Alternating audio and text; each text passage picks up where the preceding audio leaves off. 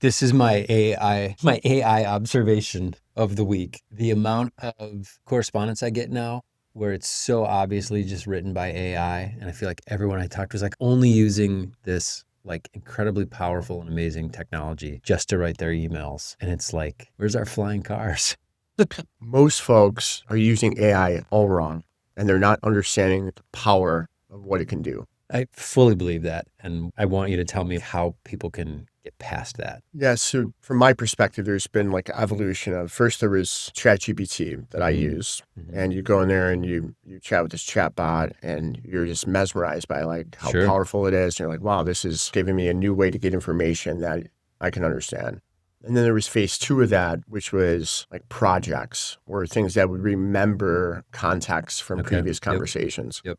Recently, like there's been a lot of innovation within apps themselves. Like Claude has Claude Chat, but they also have Cowork, and Hmm. Cowork can do things like take over your computer, which may sound scary, but it's actually super helpful. And you give it the permissions you want it to. It could take over your Chrome browser. It could go do research for you. It could Yeah. look up competitors. There's a million use cases, and there's a lot of good YouTube videos on what Cowork can do. And that's just via a straight prompt. This is what I want you to do. So when you download Claude Code, which we'll talk about this a little bit, there's three like main areas. I would say there's the chat side of it, which is typically what most people use. Then there's the Cowork side, which we just talked about. And then there's the Claude Code side. That's really where the power lies. But then there's all these other phrases and words like skills and agentic and MCP and Codex is ChatGPT's version. There's OpenClaw. That was called Claw. It just gets confusing and Oh, intimidating. yeah. What I feel is that people don't even know where to start, and they don't understand difference between these systems. So they are still using like the chat, Hmm. and that is harnessing like 0.01% of the potential of these systems Right.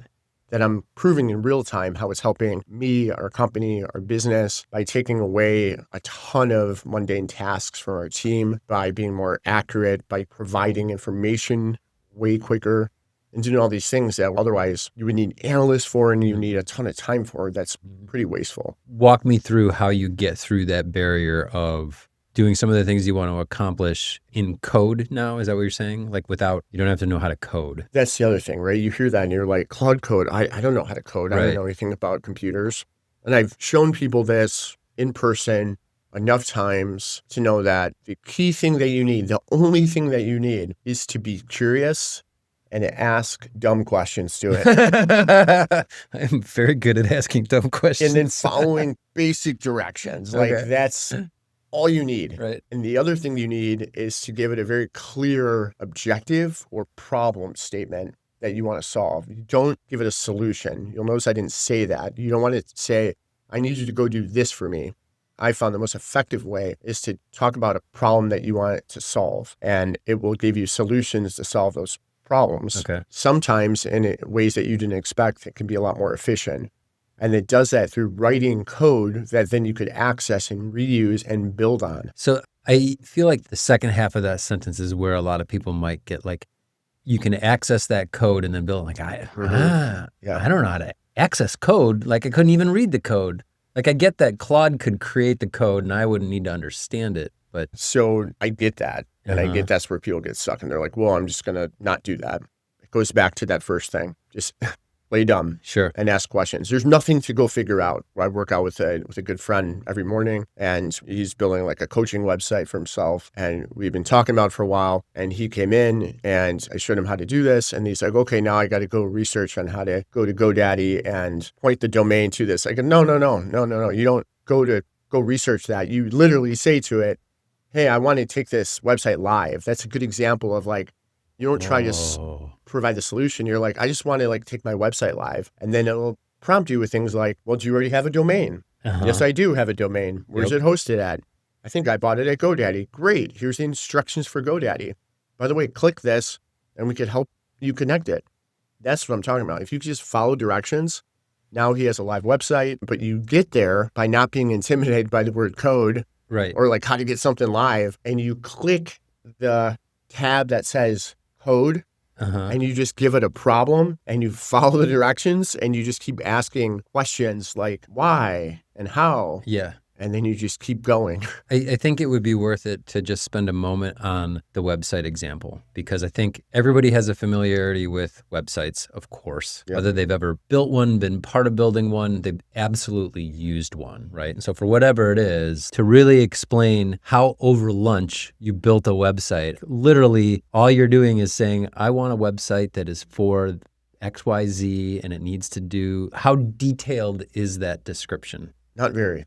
And I could tell you exactly how it came to be and give you the example. We make a co-branded water for this event that we're a sponsor of, and it's an amazing event. Most of the time, these events are held in arenas or convention centers that are governed by concessionaires. Concessionaires have partners that already provide water and already provide beverages. In this case, the company reached out and said, can you make some extra water for us? So we decided to do it. And then afterwards, I was thinking, wow, this could be a really good business. So Aaron and I, we were like, okay, well, let's build a website and let's optimize that so we become an entity known for making co-branded water. So rather than just put something about, hey, we can do this now on the existing website, it was like, we should build a website that is explicitly about, we can do this for your company. So as soon as we had that idea that night, Aaron built that landing page on the existing website. So we had that base covered. But we were like, okay, if you're searching and your brand or your business and you want co-branded or white label beverages, having a website that's dedicated to that, that's really optimized for that, made a lot of sense. And again, the level of effort isn't great. So we're like, let's do that. We'll optimize it for SEO, for paid search, and let's see how it does. So Aaron and I had a lunch meeting today, and at the meeting, this is exactly what happened. I said, okay, before we start the website, let's do a little research to see, like, what are people searching around this? Like, are they searching for white label water? Are they searching for or white label beverages? Are they searching for bespoke? Like, what words are they typing in?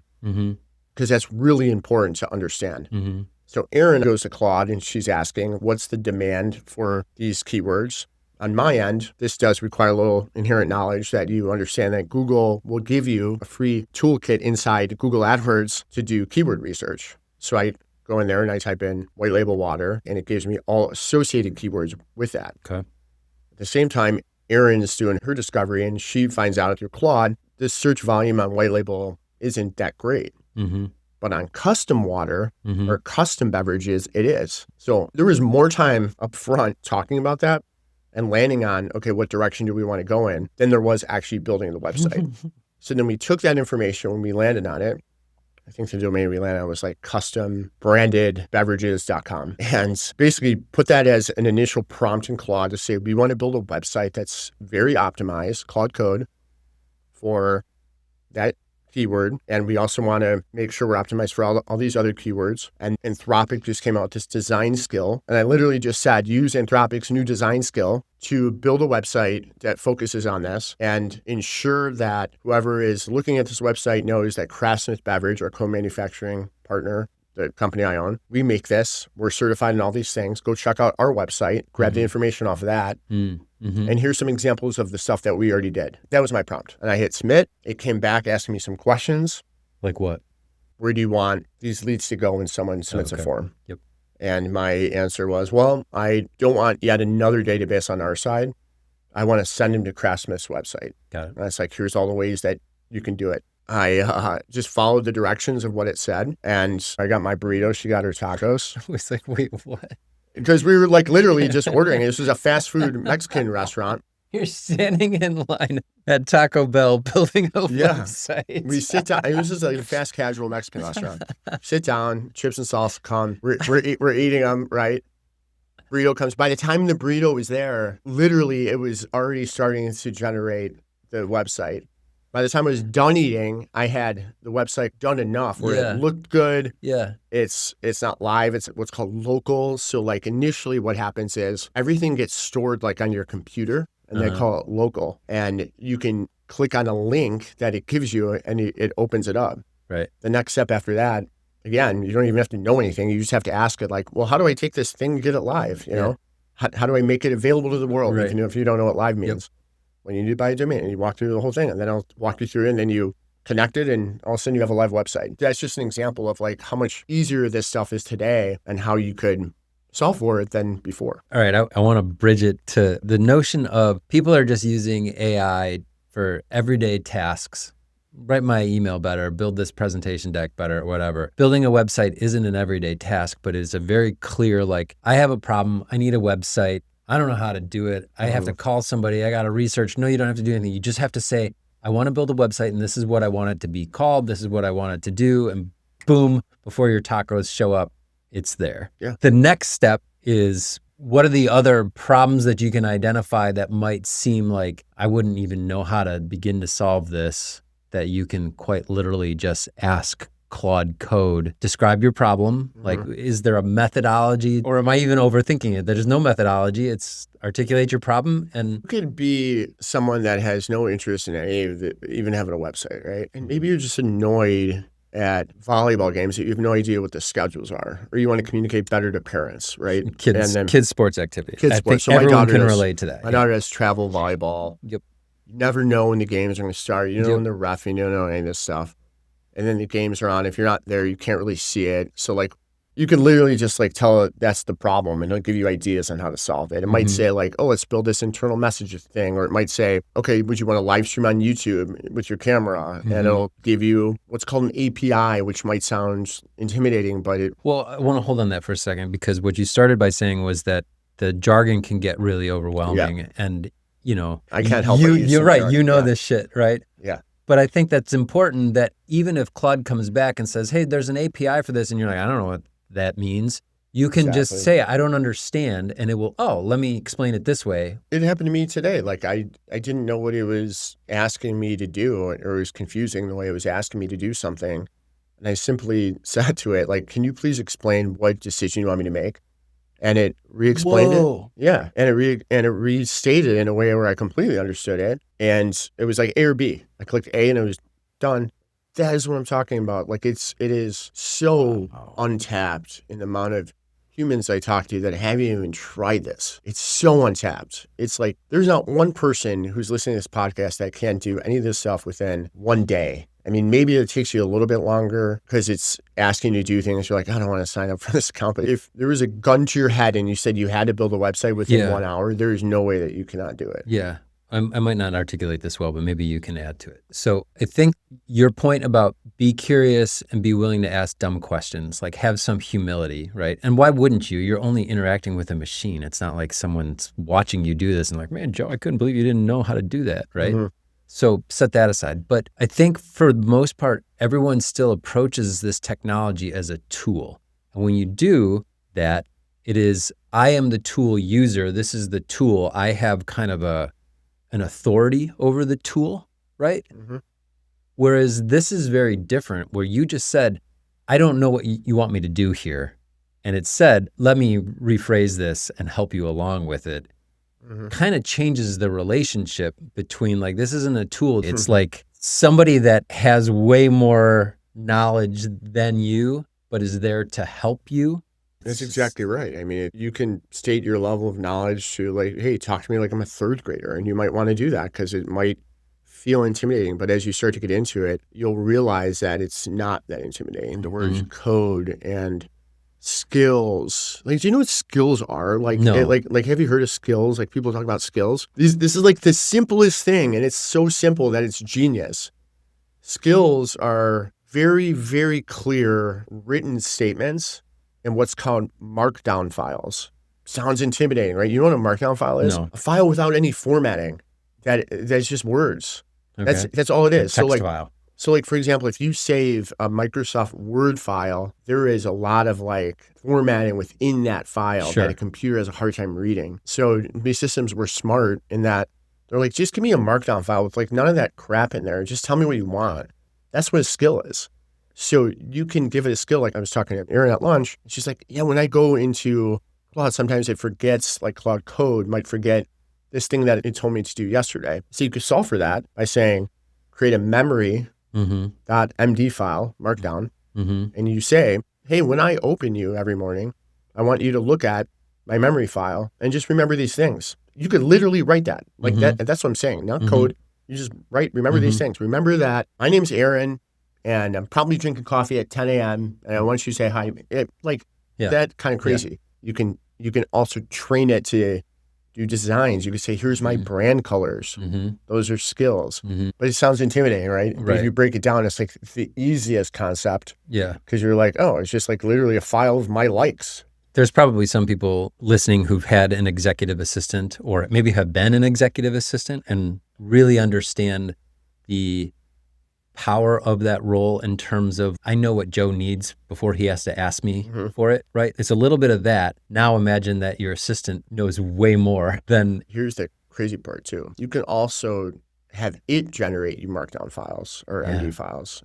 So I built this whole really autonomous like operating system for our manufacturing and brewery, everything from creating like photos to now ads to everything in between manufacturing data. And it's become a lot. So I said, generate a knowledge base for me on everything we created. Oh. That was like roles that I used to have multiple that people would do that. And now you just remembered everything we did, and it's literally generated the best possible knowledge base you could ever create. So did we get to the point of like really making it clear to people how they need to do more than make a better fucking PowerPoint?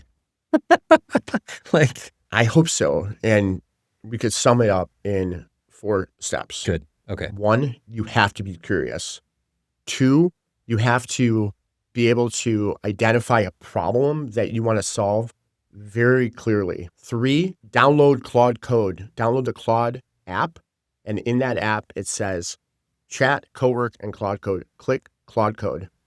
And once it's open, follow the instructions. Number 4, take that idea or problem that you want to solve and write it in Claude Code and hit submit and just watch what happens and just follow those prompts.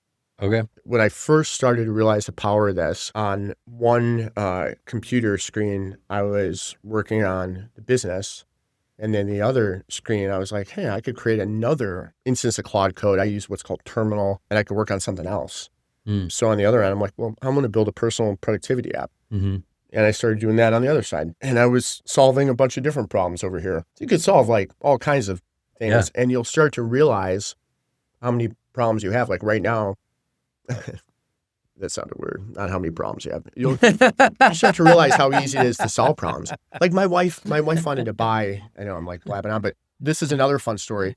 My wife wanted to buy this like calendar app in the store. You know, they sell them at Best Buy. It's like a family calendar. It's like this pipe treatment. We're going to all have like a nice calendar. I was like, let's just build that. So we just went to Claude Code and I was like, hey, I want to build this thing. We have Google Calendar and we want to put it in an iPad. I just want it always on. I want it in my kitchen. It's like, okay, here's how you do it. 40 minutes later, I have this app that would have cost, I don't know, $400 in the store. Exactly how I want it. That's the other beautiful thing about this. Yeah. It's personalized software. It is software exactly how you want it. Yeah. I don't care what you buy off the shelf. There's going to be something in it. You're like, man, I want to change that. Yeah. It's really hard as a developer to make customizations for everyone's likes and needs. You could do whatever you want now. Yeah. It's your software. Every time you get an email now that's got an M dash, just think. Don't get mad at it. Just like take action. And you could even do a skill to say, anytime I write anything, make sure there's no M dash in it. Right. If there's Ding, any ding. takeaway, take that one. Yeah. All right. Thank you.